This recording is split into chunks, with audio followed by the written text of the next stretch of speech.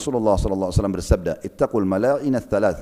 Qila, "Mal mala'inu ats-tsalatsu ya Rasulullah?" Qala, "An yaq'uda ahadukum fi dhilli yastadhillu fihi aw fi tariqin aw fi naq'i ma'in." Jauhilah tempat-tempat yang mendatangkan laknat yang tiga. Ditanyakan kepada beliau, apa itu tempat-tempat yang mendatangkan laknat yang tiga wahai utusan Allah? Kata Nabi sallallahu alaihi wasallam, intinya tidak boleh kita masuk ranah yang bukan ranah kita. Mengganggu orang lain pun tidak boleh, gitu ya. Dan yang dilarang. Nabi SAW melarang itu karena Nabi memberikan gambaran, karena itu bisa mendatangkan laknat.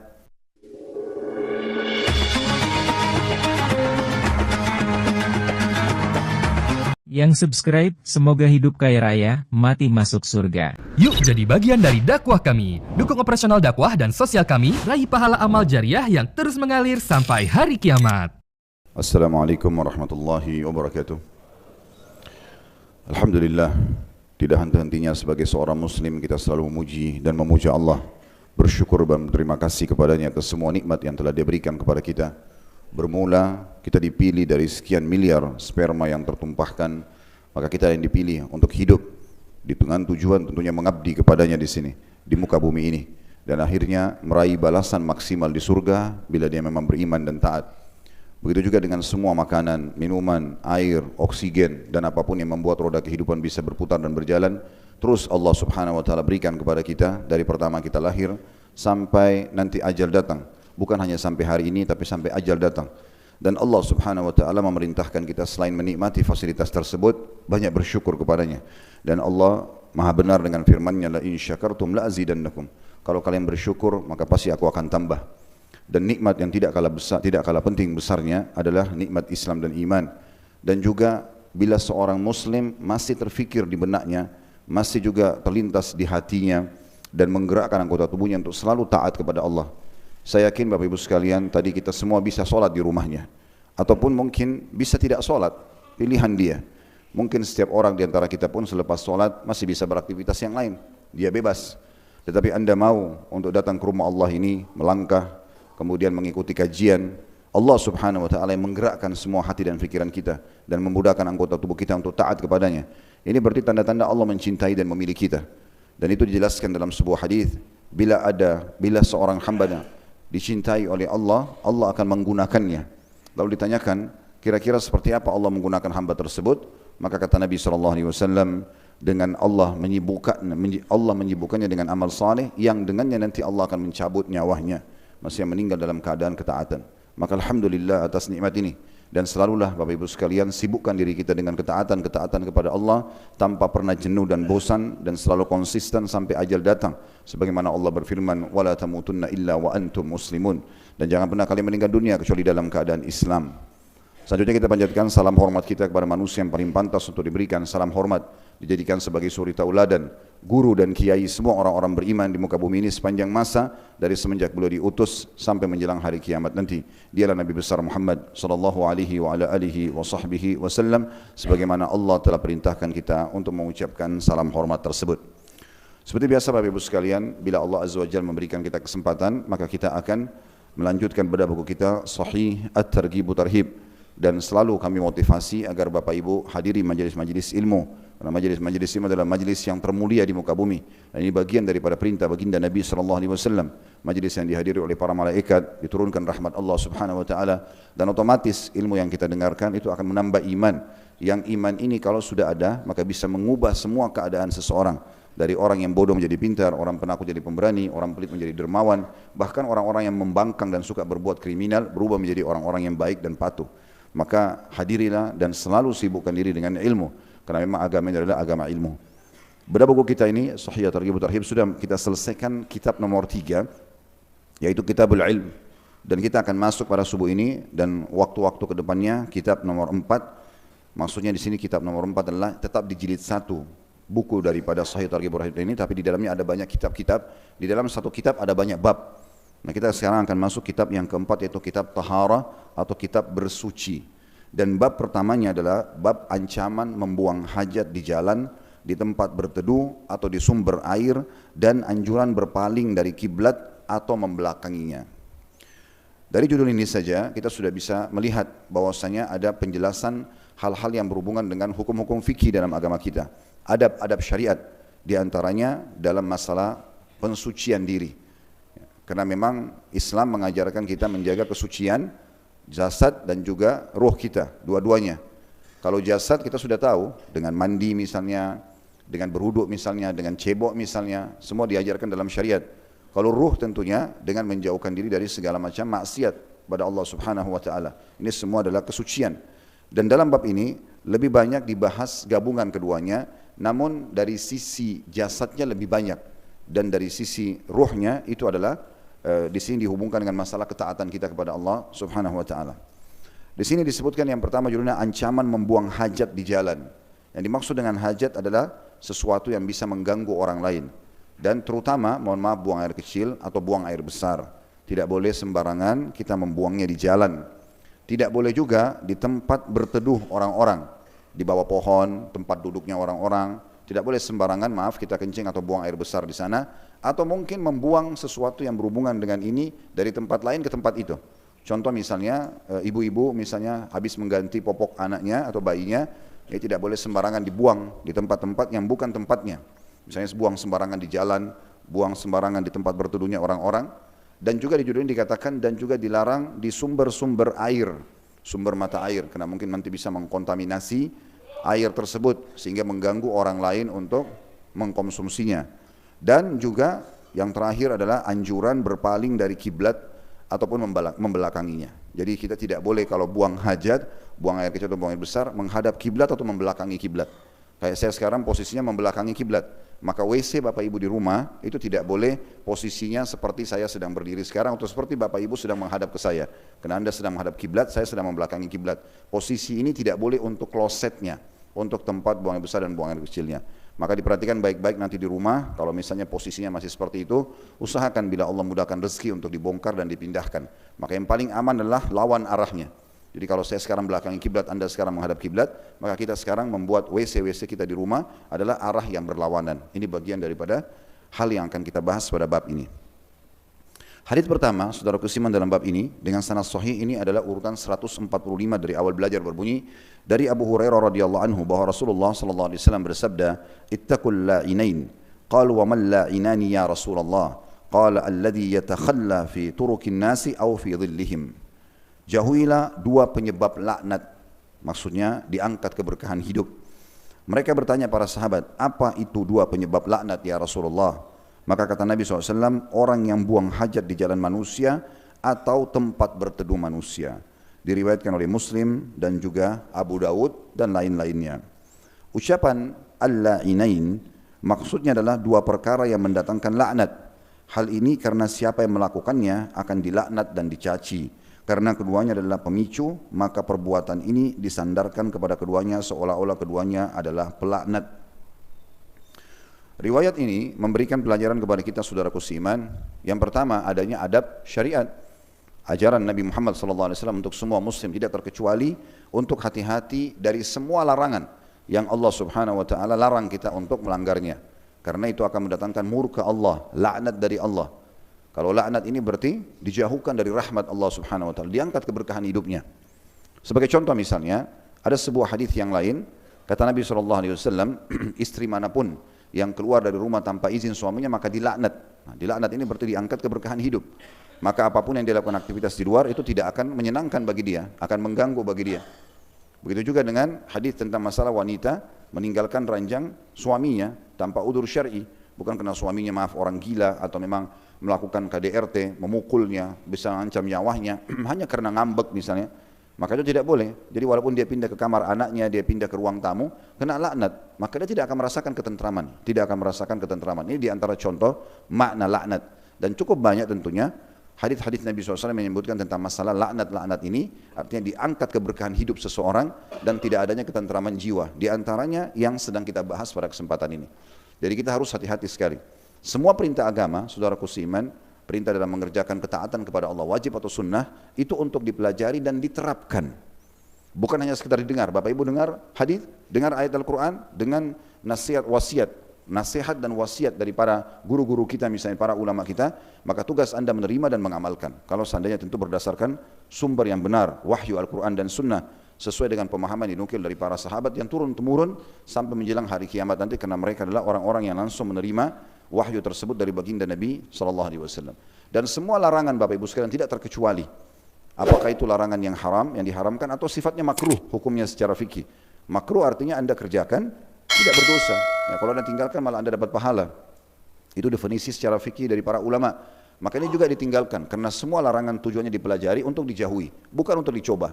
Jadi ini adalah sebuah ranah yang harus kita perhatikan. Karena larangan ini sangat dekat dengan ancaman Allah Subhanahu wa Ta'ala. Walaupun sifatnya makruh, tapi terus menerus dilakukan, lama-lama nanti akan menganggap remeh sesuatu yang haram dan terjerumus di dalamnya. Dan Allah Subhanahu wa Ta'ala murka pada orang-orang yang melanggar peraturan-peraturannya. Allah bahkan cemburu dengan hamba-hambanya yang terus saja melakukan dosa, sementara Allah sudah turunkan kitab Al-Quran menjelaskan tentang apa saja yang dia larang dan ancamannya, dan telah disampaikan juga oleh utusannya manusia mulia Nabi Muhammad SAW tentang ancamannya. Maka dalam sebuah riwayat disebutkan ada seorang laki-laki datang kepada Nabi SAW di hadapan para sahabat dan mengeluhkan tentang istrinya yang melakukan pelanggaran, selingkuh dengan laki-laki lain. Lalu dia tidak tahu harus buat apa. Maka waktu disampaikan kisah itu di depan Nabi SAW, seakan-akan minta petunjuk, maka ada, mohon maaf bapak-bapak sekalian bisa merapat ya, teman-teman di luar masih banyak yang tidak dapat tempat, ini banyak kosong saya lihat, bisa rapat-rapat. Kita duduknya nggak usah saf sholat tapi saf majelis aja. Bisa rapat-rapat Pak ya, tolong kerjasamanya. Ya, yang di luar silakan kalau mau masuk. Kalau masih ada celah di depannya Pak, tolong dikasih kesempatan, dirapat-rapatin biar teman-teman kita yang lain bisa masuk. Ya, saya sampai lupa tadi, sampai di mana? Hah? Selingkuh. Oh, kalau selingkuh langsung diingat ya. Seorang laki-laki datang kepada Nabi SAW dan dia mengeluhkan kalau dia temukan istrinya sedang bersama laki-laki lain. Seakan-akan dia meminta petunjuk, harus saya lakukan apa nih? Maka Sa'ad radhiyallahu anhu, seorang sahabat yang mulia, berdiri lalu mengatakan, ya Rasulullah, kalau terjadi pada saya, maksudnya pada istri saya udah hukum mati nih. Dia si perempuan sama pasangannya itu. Maksudnya di sini bukan dia menghukum mati sembarangan, tusuk orang atau penggal lehernya, bukan. Maksudnya dia kembalikan kepada hukum Allah Subhanahu wa Ta'ala. Karena hukum laki-laki dan perempuan yang sudah menikah diistilahkan dengan muhsan dalam istilah bahasa Arab, itu hukumannya dirajam, dihukum mati. Kenapa sudah menikah tapi masih berzina gitu ya? Kalau kepergok itu dalam hukum Islam dihukum rajam. Memang berarti kalau Anda sudah menikah, Anda berzina, berarti Anda siap konsekuensinya, hukumannya adalah hukuman mati harusnya, kan gitu. Walaupun tidak berlaku di negara kita atau belum berlaku ya, tapi seperti itu. Maka saat mengatakannya Rasulullah, kalau berlaku pada istri saya akan tegakkan hukum Allah ini. Kenapa Allah larang dia masih lakukan? Kenapa sudah ada pasangannya masih selingkuh, gitu kan? Ya semoga Allah maafkan kalau orang melakukan yang lalu-lalu, tapi ini adalah sebuah peraturan yang harus kita fahami baik-baik. Kalau itu dilarang dalam agama, dan berlindunglah kepada Allah, jangan sampai terjerumus gitu. Maka di sini saat cemburu pada agama Allah, kenapa ada yang dilarang oleh Allah dan Rasulnya, sudah disampaikan beratnya ancamannya, termasuk puncaknya selain siksa kubur dan api neraka. Ya, selain siksa kubur juga ada api neraka yang besar di sana, tapi masih ada yang melanggar. Maka Nabi SAW mengatakan, apakah kalian lihat cemburunya Sa'ad, bagaimana dia cemburu terhadap agama Allah? Allah sudah larang, kenapa masih dilanggar? Maka beliau mengatakan, ana agyaru min Sa'ad, saya masih lebih cemburu daripada Sa'ad. Maksudnya Nabi Muhammad SAW cemburu kepada umatnya. Kenapa sudah disampaikan, sholatlah ini yang didapatkan fadilahnya, puasalah ini fadilahnya, zikirlah ini fadilahnya, doalah ini fadilahnya, bakti orang tua, jenguk orang sakit, majlis ilmu, sholat 5 waktu, puasa Ramadan, semua sudah disebutkan rinci dan keutamanya, serta disampaikan juga akan mendapatkan derajat di surga, dan sudah dirincikan surga dari pintu gerbang, tanahnya, istanahnya, pendayang-dayangnya dan seterusnya. Dan sudah disampaikan berzina, berbohong, menipu, riba, ya, ghibah, fitnah, mencuri dan seterusnya. Ini dosa, ini loh ancamannya, ini neraka, masuk neraka seperti ini misalnya. Maka Nabi SAW cemburu dengan siapapun di antara kita umatnya yang sudah tahu, ini kalau buat baik-baik nih nanti dapat ini masuk surga. Ini kalau buat jahat masuk neraka loh. Ini adalah yang saya perintahkan ya. Ini jangan ikuti karena ini langkah syaitan. Masih ada orang yang pilih syaitan dari Rasulullah SAW. Maka beliau cemburu dengan umatnya seperti itu. Lalu beliau mengatakan, wallahu aghyaru minni wa min Sa'ad. Dalam riwayat lain, wallahu aghyaru minni, dan Allah lebih cemburu lagi daripada aku dan Sa'ad. Dalam riwayat lain, Allah lebih cemburu daripada aku. Allah Subhanahu wa Ta'ala cemburu dengan hamba-hambanya yang masih memilih bisikan syaitan. Padahal sudah jelas-jelas zina itu, riba itu, menipu itu dan segala macam ini akan masuk ke neraka. Kenapa masih memilih itu? Jadi hal-hal yang Allah Subhanahu wa Ta'ala larang, tujuannya adalah kita pelajari untuk kita jauhi, bukan untuk dicoba. Dan tugas kita hanya menolak saja. Syaitan tidak akan pernah menjelma Bapak Ibu sekalian di depan mata kita, cekik kita. Kalau kamu tidak berzina saya akan penggal lehermu. Nah, ada seperti itu. Ya. Syaitan juga tidak akan pernah tampil depan mata kita kemudian mencekik kita kalau kita sholat atau membawa cambuk atau pedang, gak ada kekuatannya. Allah Subhanahu wa taala mengatakan inna kaidasy syaitani kana dhaifa. Tipu daya syaitan itu sangat lemah.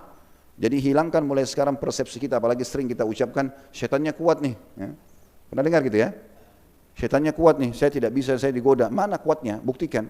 Gak ada, cuma bisikan doang. Dan kita tinggal tolak, nggak, saya nggak mau. A'udzubillahi minasyaitonir rajim, selesai. Kita tidak akan terjerumus gitu ya. Karena pelanggaran-pelanggaran agama arahnya ya pasti akan kepada hukuman. Tidak mungkin tidak ya. Dan bagi teman-teman yang melakukan amal saleh, itu sifat Allah Ar-Rahmanur Rahim, Al-Ghafurur Rahim. Ya ini yang maha pengasih, maha penyayang, maha pengampun dan maha penyayang. Ini bagi orang yang patuh. Tapi kalau anda sedang terus dalam dosa, jangan berpegang pada sifat ini. Anda harus tahu ada sifat Allah yang lain adalah Allah Syadidul Iqab. Ya, siksaannya itu alim. Dia sangat berat hukumannya, sangat menyakitkan hukumannya. Itu yang harus kita fahami, sifat Allah kalau kita sedang melanggar. Oleh karena itu teman-teman, jauhi semua pelanggaran, tidak ada manfaatnya. Semaksimal mungkin dan berlindung kepada Allah Subhanahu wa taala supaya jangan dalam hidup anda terbuka pintu-pintu pelanggaran. Ini poinnya. Ini yang diambil pelajaran pertama dari sabda Nabi SAW, ittaqul la'inaini. Jauhi dua hal yang bisa mendatangkan laknat, maksudnya murkahnya Allah Subhanahu wa taala. Pelajaran yang kedua, bolehnya seseorang bertanya bila hal itu belum jelas bagi dia. Di sini baginda Nabi SAW berkata kepada para sahabat, jauhilah dua hal yang mendatangkan laknat. Kan belum dijelaskan, apa itu dua? Makanya para sahabat bertanya, qalu wa mal la'inani ya Rasulullah. Apa yang anda maksudkan dengan dua yang mendatangkan laknat? Karena banyak sabda-sabda Nabi SAW yang lain yang memang mendatangkan laknat juga. Tadi sudah kita kasih contoh tentang masalah istri yang keluar tanpa izin atau meninggalkan ranjang suaminya tanpa sebab syar'i misalnya, atau hal-hal yang lainnya.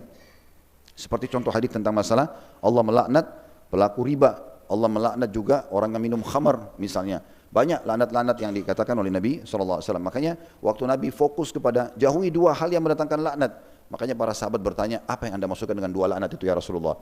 Maksudnya seakan-akan mereka mengatakan, apakah yang sudah kami fahami selama ini? Ribakah, transaksi ribakah, minum khamarkah dan menjualnya atau menghidangkannya misalnya? Atau seorang istri yang membangkang dari suaminya? Atau yang lainnya? Maka pertanyaan ini boleh kalau memang tujuannya hanya untuk memperjelas apa yang kita ingin tahu. Pelajaran yang ketiga yang bisa diambil adalah adanya larangan, dan ini adalah laknat yang pertama, yaitu orang-orang yang suka buang hajat di jalan manusia. Jalan-jalan ini tidak boleh sama sekali ada kotoran manusia. Itu memang dalam Islam diajarkan seperti itu. Berarti menandakan memang Islam mengajarkan kebersihan, teman-teman sekalian. Maaf ya, mungkin anda pernah lihat ada orang sembarangan mampir di pinggir jalan kencing, ya, dan kelihatan oleh orang-orang tanpa punya rasa malu, ya. Di tempat-tempat, walaupun itu misalnya maaf di got atau di tempat pembuangan air misalnya, tapi tetap aja itu tidak layak. Dan Allah Subhanahu wa taala sudah membuat kita semua punya rasa malu. Kalau kita butuh, kita mampir ke sebuah tempat seperti di masjid. Alhamdulillah kita cukup banyak masjid yang bisa kita mampir di WC-nya misalnya, atau kita bisa masuk ke minimarket. Kadang-kadang kami juga kalau butuh hajat seperti ini mampir ke sebuah minimarket, pamit misalnya masuk ke WC-nya, itu bisa sekali itu ya. Jadi jangan sampai kita justru kena laknat, diangkat keberkahan hidup hanya karena saya sudah kebelet kencing nih, saya sudah kebelet buang air. Padahal sebenarnya ini banyak tipsnya agar kita tidak seperti ini. Yang pertama teman-teman sekalian, kita kontrol makanan dan minuman yang masuk dalam tubuh kita, sehingga sesuai dengan kebutuhan porsi tubuh kita. Ini akan mengontrol sekali buang air kecil dan buang air besar. Karena minum berlebihan, makan berlebihan memang akan mengundang hal ini, kan itu.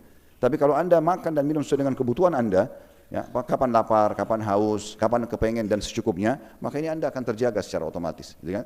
Makanya kami kadang-kadang kalau bimbing jemaah lagi haji ataupun umrah, pada saat mau tawaf, ya, ini karena sering saya dengar jemaah membahasakan, wah nanti nggak tahan mau kencing bagaimana ya, dari Masjid Haram di mana WC-nya, mau keluar kemana, jadi ini agak susah, dia akan terpisah dengan kelompok jemaah gitu ya. Maka hal yang kedua tipsnya adalah, selain yang pertama kontrol makanan dan minuman supaya tidak terlalu banyak arahnya kepada ya WC ini, dan yang kedua adalah bagaimana kita menanamkan persepsi kita. Karena biasanya ada sugesti ya, sugesti kita mengatakan saya tidak bisa tahan kencing misalnya. Nah ini bisa berbahaya juga, bahasa saya tidak bisa tahan kencing membuat itu tertanam dalam benak kita sehingga selalu merasa selalu mau kencing. Ini jadi masalah. Pada saat mau tawaf dan sa'i, saya mengatakan Bapak Ibu sekalian, uduk sekarang di kamar hotel, kita turun, kita akan bersama-sama, kita satu tim sekarang, jangan terpisah sama yang lain, supaya saya bimbing di depan, jemaah di belakang bisa dapat panduan yang benar, ya tidak terpisah. Karena kalau sekali keluar, apalagi mendekat waktu sholat, biasanya susah masuk ya kecuali sudah selesai sholat. Akhirnya ketinggalan tawaf bersama dan sa'i bersama. Nah salah satu saya tanamkan, selesaikan urusan kamar mandi di kamar hotel, buang air besar, buang air kecil, dan setelah itu wudu dan niat dalam hati. Sugestinya saya akan tahan sampai selesai umroh. Dan Masya Allah, cukup banyak jemaah buat pengakuan, Ustaz saya di Indonesia kadang-kadang tidak bisa tahan kencing, tapi Ustaz bilang begitu, saya ikutin, memang sampai selesai umroh nggak buang air kecil. Ya, 2-3 jam karena tidak kencing, akhirnya sampai selesai baru dilakukan. Alhamdulillah. Berarti kan ini tergantung daripada persepsi kita sebenarnya, dan juga bagaimana kita membatasi ya makan dan minum sesuai dengan kebutuhan. Nah ini termasuk hal yang bisa kita jadikan sebagai tips kita. Tapi intinya teman-teman sekalian di poin ini adalah bagaimana kita buang hajat pada tempatnya, bukan di jalan-jalan. Kemudian pelajaran yang keempat yang bisa diambil adalah laknat yang kedua, yaitu buang hajat, buang air kecil atau buang besar di tempat berteduhnya manusia, di bawah pohon, di pos-pos, misalnya orang yang biasa buat pos-pos di pinggir jalan. Kita tahu orang sering duduk tiap hari di situ, maka tidak boleh kita sembarangan buang air kecil atau buang air besar di tempat tersebut. Ya. Dan Anda perlu pekah juga Bapak Ibu sekalian ya. Kalau Anda sedang bertamu di rumah orang, ya, maka hati-hati sekali, jangan sampai mendatangkan musuh buat kita pada hari kiamat. Karena ada orang kadang-kadang karena bukan rumahnya, dia tidak peduli.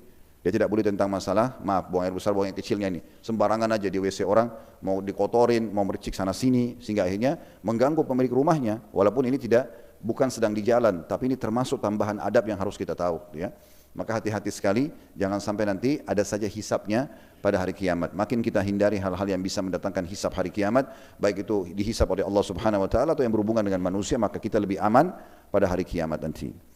Hadis kedua, teman-teman sekalian dalam bab ini dengan sanad hasan di ghairihi, menjadi hasan karena dikuatkan dengan riwayat-riwayat lain, dan ini urutan 146 dari awal belajar berbunyi dari Mu'adz bin Jabal radhiyallahu anhu, ia berkata, Rasulullah sallallahu alaihi wasallam bersabda, "Ittaqul mala'ina tsalath, al-baraza fil mawarid wal qari'ati turuq wal dhil." Jauhilah 3 tempat yang bisa memicu laknat. Yang pertama, buang hajat di sumber air. Kemudian yang kedua, buang hajat di tengah jalan. Dan yang ketiga, buang hajat di tempat berteduhnya manusia. Diriwayatkan oleh Abu Daud dan Ibnu Majah, keduanya dari Abu Sa'id Al-Himyari dari Mu'adz ibn Jabal radhiyallahu anhu. Abu Daud mengatakan hadis ini mursal, yakni Abu Sa'id tidak bertemu dengan Mu'adz secara langsung. Dan dimaksud dengan al-mala'in, di situ ada keterangan tempat-tempat yang bisa mendatangkan laknat. Al-Khattabi rahimahullah, seorang ulama, berkata, yang dimaksud dengan al-dhil adalah tempat berteduh yang dijadikan orang-orang sebagai tempat singgah atau istirahat di siang hari. Tidak semua tempat teduh dilarang buang hajat di bawahnya. Nabi SAW telah buang hajat di bawah sekumpulan pohon kurma dan pasti ia memiliki tempat teduh. Titik-titik, kemudian demikian penjelasannya. Dari hadis ini teman-teman sekalian, mirip sekali dengan hadis yang di nomor 3. Saya akan bacakan sekaligus karena dekat sekali lafadznya, dan yang ikuti kelas kita ini dari awal, pengajian kita dari awal sudah tahu metode yang kami gunakan. Kalau dia mirip maka kita akan bacakan dan diambil faedah sekaligus. Di hadis nomor 3 dengan sanad hasan di ghairihi, menjadi hasan karena dikuatkan dengan riwayat-riwayat lain, dan ini urutan 147 dari awal belajar berbunyi, diriwayatkan dari Ibnu Abbas radhiyallahu anhuma. Ia berkata, aku mendengar Rasulullah sallallahu alaihi wasallam bersabda, "Ittaqul mala'ina tsalath." Qila mal mala'inu tsalatsu ya Rasulullah? Qala an yaq'uda ahadukum fi dhilli yastadhillu fihi aw fi tariqin aw fi naq'i ma'in. Jauhilah tempat-tempat yang mendatangkan laknat yang 3. Ditanyakan kepada beliau, apa itu tempat-tempat yang mendatangkan laknat yang 3 wahai utusan Allah? Kata Nabi SAW, salah seorang dari kalian duduk atau buang hajat di tempat yang dipakai berteduh. Ini yang pertama. Yang kedua, buang hajat di jalan. Yang ketiga, buang hajat di sumber mata air. Diriwayatkan oleh Ahmad. 2 buah hadis ini memberikan pelajaran kepada kita. Selain 2 hal tadi yang disebutkan di hadis pertama, yaitu larangan buang hajat di jalan-jalan manusia dan di tempat mereka berteduh, di hadis nomor 2 dan 3 ini ada tambahannya, yaitu disebutkan tempat sumber mata air. Sumber mata air seperti sumur atau sumber mata air yang lain lah ya, itu tidak dibolehkan seseorang buang hajat ya. Mungkin banyak juga orang kadang-kadang buang hajat di sungai ya, yang sifatnya itu mungkin umumnya orang pakai di situ, orang pakai ya. Jadi kalau dia maaf ya, saya bukan menyamakan manusia dengan hewan. Kita lihat hewan saja, teman-teman sekalian, kucing misalnya. Pernah lihat mungkin ya, kalau dia buang hajat biasanya dikorek tanah sama dia, digali kemudian ditimbun, gitu kan? Saya berapa kali lihat itu contohnya. Masa kita sebagai manusia tidak bisa melakukan itu misalnya?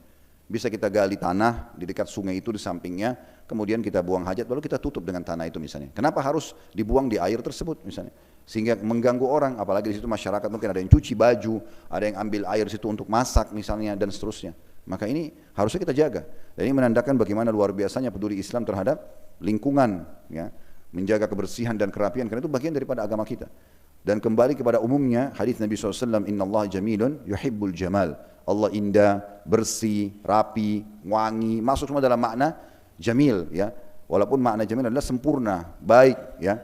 Biasa orang Arab juga menganggap itu kalau untuk individu manusia, laki-laki yang tampan misalnya, kalau perempuan jamilah, perempuan yang cantik. Tetapi makna-makna yang kesana semuanya, artinya yang sangat bagus, bersih, rapi, semua itu masuk dalam makna jamil. Allah itu sempurna semua dalam bab itu, dan Allah menyukai orang-orang yang suka dengan keindahan tersebut. Oleh karena itu kita memang diperintahkan seperti itu. Ada sahabat yang datang mengatakan, ya Rasulullah, Anda sudah lihat bagaimana Allah berikan ketampanan kepadaku, karena orang itu sangat tampan, bersih, rapi, wangi, suka menyisir rambutnya, kulitnya putih, orangnya tinggi, orangnya tampan banget, gitu ya. Sampai dia sendiri memuji dirinya, dia mengatakan, ya Rasulullah, Anda sudah lihat bagaimana Allah memberikan kepadaku kelebihan ini. Apakah kalau aku tidak ingin ada orang menyaingiku, kalau ada orang lebih bersih, aku berusaha lebih bersih dari dia. Ada orang lebih rapi, aku berusaha lebih rapi dari dia. Apakah berarti aku sombong? Kata Nabi SAW, tidak. Tidak, kalau bab itu tidak. Karena kamu, maknanya adalah kamu selalu mau jadi lebih baik, tidak masalah. Ya, kesombongan itu adalah menolak kebenaran. Jadi memang kita disuruh supaya bersih dan rapi. Pernah ada seorang sahabat masuk ke masjid saja, sementara rambutnya berantakan. Lalu kata Nabi SAW kepada para sahabat di sekitar beliau, karena orang itu agak jauh. Kata Nabi SAW, sampaikan ke orang itu, supaya dia keluar dari masjid, sisir dulu rambutnya dengan rapi, baru kemudian dia masuk ke dalam masjid. Gitu kan? Kita tahu setetes saja, maaf, air kencing atau air seni kena pakaian kita sudah tidak sah sholat kita. Gitu kan? Jadi tidak bisa main-main. Darah haid saja, walaupun hanya setetes, membatalkan puasa. Tidak boleh sholat wanita itu. Pada setetes gitu kan. Jadi harus kita betul-betul perhatikan masalah seperti ini. Jadi dari hadis, dua buah hadis ini ditambahkan ya, satu poin yang melaknat atau mendatangkan laknat. Karena di sini katakan jauhilah tiga hal yang mendatangkan laknat. Kalau tadi hadis pertama kita bahas dua hal. Tambahannya adalah tidak boleh buang hajat, buang air kecil, buang besar di tempat sumber-sumber air. Sudah kami jelaskan tadi ya. Maka ini poin yang harus kita perhatikan. Baik, kita masuk hadis keempat teman-teman sekalian. Karena hadis 2 dan 3 sudah saya bahasakan tadi, tinggal ada tambahan satu saja, tempat yang dilaknat. Hadis nomor 4 dengan sanad hasan urutan 148 dari awal belajar bumi dari Hudzaifah bin Usaid radhiyallahu anhu bahwa Nabi SAW bersabda, man ada al-muslimina fi turuqihim wajabat alaihi la'natuhum. Barang siapa menyakiti kaum muslimin pada jalan-jalan mereka, maka ia pasti ditimpa laknat mereka. Diriwayatkan oleh Tabarani dalam Mu'jamul Kabir dengan sanad hasan. Makna hadis ini, teman-teman sekalian, ataupun faedah yang bisa kita ambil, Nabi SAW yang pertama memerintahkan umatnya agar menjauhi semua yang bisa membuat orang lain marah. Apapun yang mengganggu manusia, nggak boleh kita lakukan. Ini makna atau faedah pertama dari hadis. Ya. Tidak boleh sama sekali kita sengaja parkir menutupi pintu rumah orang, atau kita menaruh sampah sembarangan di depan rumah orang, atau apalah. Ya. Intinya tidak boleh kita masuk ke ranah yang bukan ranah kita. Mengganggu orang lain pun tidak boleh. Gitu ya. Karena ini dilarang. Nabi SAW melarang itu. Karena Nabi memberikan gambaran. Karena itu bisa mendatangkan laknat. Dan ini faedah kedua dari hadis.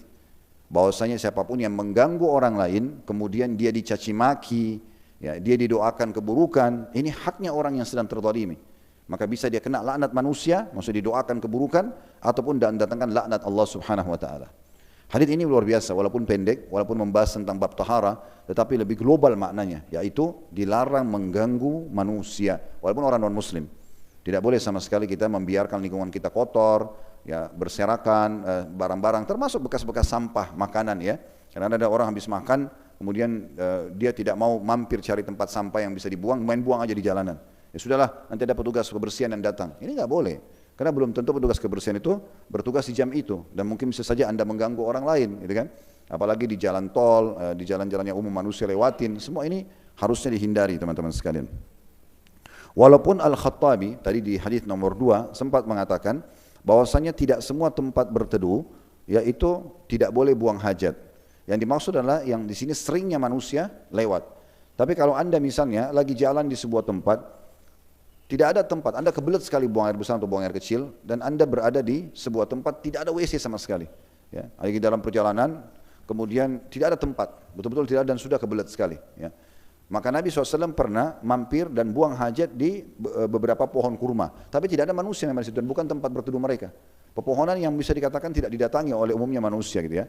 Dan itu beliau pernah lakukan. Al-Khattab memberikan batasan, mungkin itu masih dibolehkan, tapi itu pun dalam keadaan darurat. Sudah kami berikan solusi tadi ya. Kalau di masa dulu memang agak berat teman-teman sekalian. Di masa Nabi Muhammad SAW itu tidak ada WC di rumah. Makanya Nabi SAW sendiri kalau punya hajat, istri-istri kalau punya hajat, mau buang air besar mau kecil itu harus keluar. Dan biasanya di kota Madinah di masa itu ada daerah padang pasir yang umat Islam membuat WC-WC buat mereka. Ini dikenal ini WC-nya si fulan, keluarga fulan, ini suku fulan gitu ya. Tapi di masa sekarang alhamdulillah sudah dimudahkan, hampir semua rumah ada kamar mandi di dalam. Maka kita harus ya lebih bersyukur kepada Allah Subhanahu wa taala berhubungan dengan masalah ini. Itu dua buah faedah yang bisa kita ambil dari hadis nomor 4. Hadis nomor 5, teman-teman sekalian, dengan sanad hasan di ghairihi, menjadi hasan karena dikuatkan dengan riwayat-riwayat lain, dan ini urutan 149 dari awal kita belajar. Hadis ini berbunyi dari Jabir bin Abdullah radhiyallahu anhuma. Saya bilang radhiyallahu anhuma karena Jabir dan ayahnya Abdullah bin Haram dua-duanya sahabat. Dia berkata, Rasulullah SAW bersabda, Iyakum watta'risa ala jawadit tariq, fa innaha ma'wal hayyat was-sibai wa qada' al-hajati 'alaiha fa innaha al-mala'in. Jauhilah bermalam di tengah jalan, ya, maksudnya masalah lanjutan hadis, tapi Al-Mundhiri mengambil saksi bahasan karena tengah jalan itu adalah tempat bermalamnya ular-ular dan binatang buas. Jauhilah buang hajat di sana karena ini adalah pemicu laknat. Diriwayatkan oleh Ibnu Majah dan rawi-rawinya adalah thiqah atau terpercaya. Bagi yang pegang bukunya kalau mau tulis tambahan, thiqah itu yang digaris miringi atau dibuat garis miring tulisannya itu adalah terpercaya maksudnya. Semua perawi-perawinya terpercaya, macam hadis ini bisa diterima. Pelajaran dari hadis ini adalah yang pertama, adanya larangan dari Nabi SAW untuk tidur di tengah jalan. Ya, tidur di tengah jalan orang yang lewat ya, tidak boleh sama sekali. Di sini berarti juga sama dalam maknanya, ya, walaupun itu bukan masalah tidurnya, tapi Anda parkir di tengah jalan mengganggu orang lain, ya, semua itu tidak dibolehkan. Jadi ini larangan secara global, tidak boleh sama sekali tidur di tengah jalan, ya, sehingga bisa mengganggu orang-orang. Walaupun Anda sedang musafir misalnya, ya, Anda ke pinggir, walaupun harus istirahat, bukan berarti mengganggu jalannya orang. Pelajaran yang kedua, adanya penyampaian Nabi SAW kalau jalan-jalan, biasanya kalau tengah malam itu akan dipakai istirahat oleh binatang-binatang buas. Artinya bisa berbahaya bagi kalian kalau kalian tidur di tengah-tengah jalan. Karena ular dan binatang-binatang buas ini biasanya menggunakan jalan-jalan di malam hari untuk beristirahat. Pelajaran yang ketiga, dan ini jadi saksi bahasan kita, adalah adanya larangan Nabi SAW juga buang hajat di sana, maksudnya di tengah jalannya. Ya. Karena itu akan memicu laknat. Jadi ada dua larangan dalam hadis ini, larangan untuk tidur, ya, karena tadi itu akan mengganggu jalannya orang dan itu tempatnya kalau di malam hari binatang-binatang buas istirahat, berarti bisa mengganggu kalian, bisa membahayakan kalian. Dan yang kedua adalah yang jadi saksi bahasan kita, tidak boleh sengaja buang hajat di tengah jalan yang mengganggu orang-orang yang lewat. Kemudian hadis nomor 6, dan tinggal dua buah hadis dalam bab kita ini. Hadis nomor 6 dengan sanad hasan di ghairihi, menjadi hasan karena dikuatkan dengan riwayat-riwayat lain, dan ini urutan 150 dari awal kita belajar. Dari Makhul radhiyallahu anhu, dia berkata, nah Rasulullah sallallahu alaihi wasallam an yubala bi abwabil masajid. Bahwasanya Rasulullah sallallahu alaihi wasallam melarang kencing di pintu-pintu masjid. Diriwayatkan oleh Abu Daud di marasilnya. Makhul ini sebenarnya lebih kepada kedudukannya sebagai tabi'in, ya, rahimahullah. Makanya dikatakan ini diriwayatkan secara mursal. Namun ini dinyatakan hasan karena memang riwayatnya bisa diterima, ya. Kemungkinan besar karena dikuatkan dengan riwayat-riwayat yang lain tentunya. Dari hadis ini kita ambil pelajaran kedudukan Makhul rahimahullah, di mana beliau menukil kepada kita larangan Nabi SAW ini. Pelajaran yang kedua, adanya larangan untuk buang air kecil atau buang air besar di pintu-pintu masjid. Mungkin Anda berpikir, masa sih ada yang buang air kecil di pintu masjid? Ada, kadang-kadang ya. Ada saja orang yang iseng seperti itu atau mungkin belum tahu. Di masa Nabi Muhammad SAW ada orang masuk ke masjid, Nabi lagi duduk dengan para sahabat, lagi membahas sesuatu, tiba-tiba masuk seseorang Arab Badui, buka celananya kencing di masjid. Ya. Dia langsung kencing di masjid, maka sebagian sahabat ada yang marah, gitu kan? Kayak mau mengejar orang itu. Maka orang ini ketakutan, karena memang rupanya dia belum tahu hukumnya, gitu kan? Dia rupanya di padang pasir biasa begitu. Dia pikir dia kalau mau buang air kecil, main buka celana kencing aja sembarangan, gitu ya, di padang pasir gitu. Maka Nabi SAW suruh sahabat tenang, jangan ada yang ganggu dia. Maka orang itu pun menyelesaikan hajatnya. Ya, lalu Nabi SAW mendekat dan suruh sahabat mengambil air untuk disiram. Lalu beliau mengatakan pada orang tersebut, jangan kau lakukan ini karena tempat ini tidak layak untuk dilakukan seperti ini. Maka orang itu pun mengatakan, ya Allah rahmati aku dan Muhammad dan jangan rahmati yang lainnya. Ya. Karena yang lain ini langsung mau main gebukin aja gitu kan. Maka di sini kita bisa lihat ada orang lakukan itu, ya. Ada orang yang iseng. Bukankah di masjid ada orang yang maling? Ya? Rumah Allah masih dicuri barang-barangnya, gitu kan? Jadi memang ada saja, subhanallah. Maka larangan ini mungkin bukan berlaku bagi anda kalau anda tidak melakukannya, tapi peringatan bagi orang yang memang mau melakukannya atau belum faham tentang masalah hal tersebut. Jadi pelajaran yang bisa diambil, yang pertama adalah kedudukan makhul, rahimahullah. Yang kedua, adanya larangan untuk buang air kecil di pintu-pintu masjid atau buang air besar.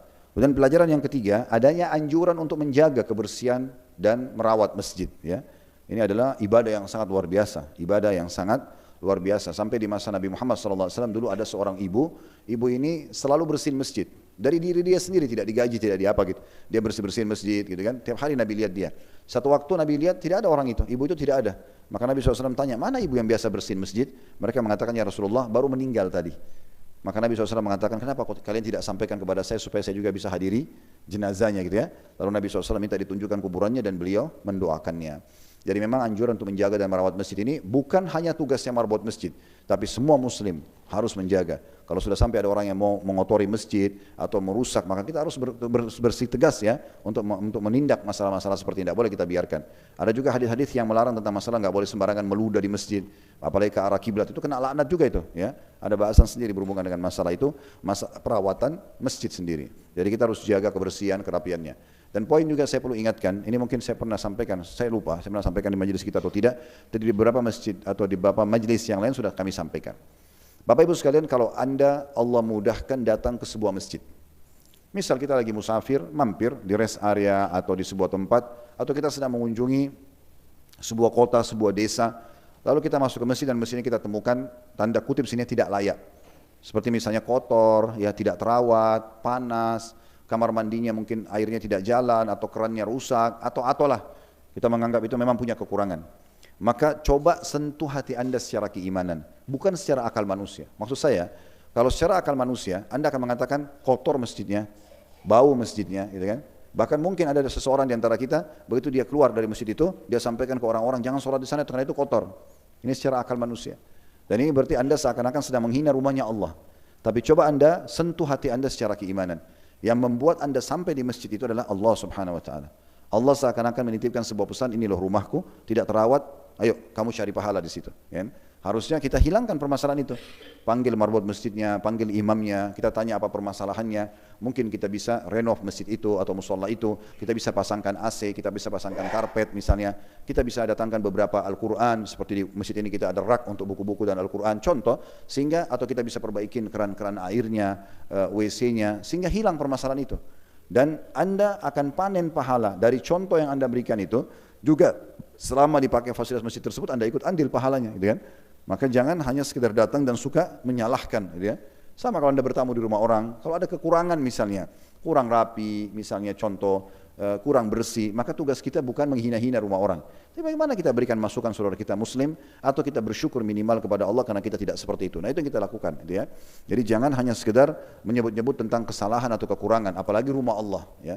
Bagaimana kita punya andil. Saya pernah masuk di dekat rumah masjid di daerah Condet. Begitu bang sholat duhur, rupanya keran airnya rusak. Ada salah satu keran untuk uduk itu rusak. Ini antara azan iqamah saja. Kebetulan saya kenal muadzinnya, saya tanya, Pak, ini kerannya mulai kapan rusaknya? Oh, tadi pagi dia bilang, Ustaz. Ini tadi pagi. Oke, berapa kira-kira biayanya keran ini? Dia sebut angkanya. Kira-kira ada yang bisa kerja nggak? Ada. Baik, ini biayanya, silakan Anda selesaikan. Saya datang sholat selain sudah selesai. Tapi coba kita, ini bukan masalah riaknya ya, bukan mau pamer, tapi saya ingin memberikan sebuah tips solusi. Ternyata sangat mudah. Dan ternyata saya datang di sholat sesudahnya sudah selesai, keran itu bisa dipakai. Minimal misalnya anggap keran itu bertahan 6 bulan aja. Berarti 6 bulan orang uduk terus, kita panen pahalanya. Berapa sih biayanya gitu kan? Daripada kita hanya sekedar menjelek-jelekkan rumah Allah Subhanahu Wa Ta'ala.